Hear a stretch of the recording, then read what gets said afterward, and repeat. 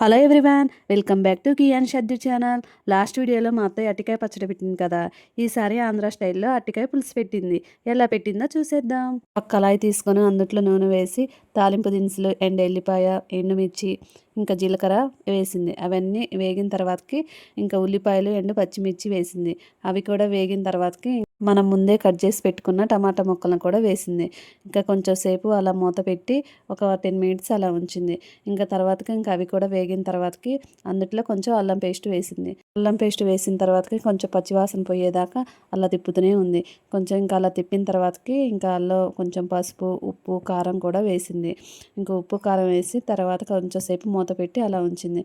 ఇంకా అవన్నీ మగ్గిన తర్వాతకి ఇంకా మనం ముందే కట్ చేసి పెట్టుకున్న అరటికాయ ముక్కలు ఉన్నాయి కదా, ఇంకా అరటికాయ ముక్కలు కూడా అందుట్లో వేసింది. అవి చూస్తుంటే అచ్చం ఇంకా పన్నీర్ ముక్కల్లాగే ఉన్నాయి. ఇంకా అలా తిప్పుతుంటే ఇంకా అలానే అనిపిస్తున్నాయి. ఇలా మొత్తం కలుపుకొని ఇంకా చింతపండు పులుసు వేసుకోవాలి. చింతపండు పులుసు వేసిన తర్వాత ఒక 20 మినిట్స్ అలా స్టవ్ మీద ఉంచి ఇంకా లాస్ట్కి దింపేటప్పుడు కొత్తిమీర వేసుకోవాలి. ఇంతకీ అరటికాయ పులుసు నచ్చిందా? నచ్చితే ఒక లైక్ కొట్టండి. Bye bye.